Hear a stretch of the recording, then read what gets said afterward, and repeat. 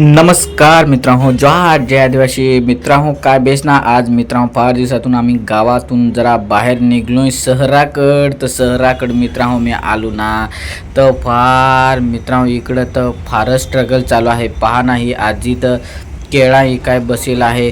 पहा ना होडे वयात तरी केळा विकते. काय सांगायचा मित्रांनो, शहरात असा मित्रांनो हाता पाण्यावर पोट भरायचा. फार मित्रांनो गचडी पण फार गाड्यांची. तर पाहना गर्दी कोडी जठ्ठ तठ निसती. मला तर रिक्षा दिसत होती. रिक्षेत बसून मी पण जरा व्हिडिओ मन काढू तर काय सांगायचा आवाज ना आवाज बाबा हो, गाड्यांचा आवाज फार.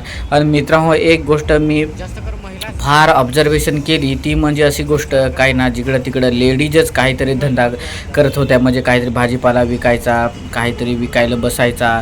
तर मित्रांनो पुरुष मंडळी कसं आहे दुसरी कामं करते आहेत. लेडीज पण इकडं पहा दुसरा आपला घर चालवण्यासाठी, संसार चालवण्यासाठी दुसरा पण काम करायच्या.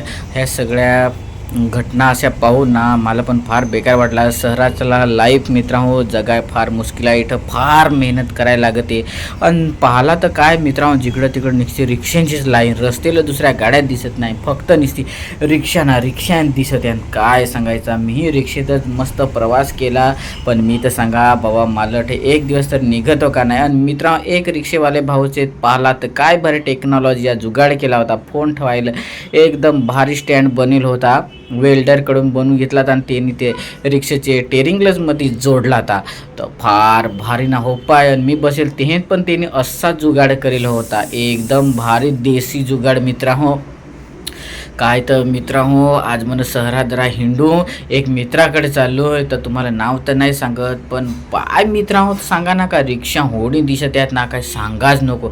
रिक्षेत एक नाही तर दोन माणसात दिसत आहेत. तर मी सांगा कसं येईल परवडत हवा तहा तर होडी रिक्षावाला हिंडत आहेत. आणि मित्रांनो आपले तर इकडं मोटरसायकल हिंडवाय मुश्किल आहे. कशी रिक्षा तर ही अशी तोंडाशी राहते. चला.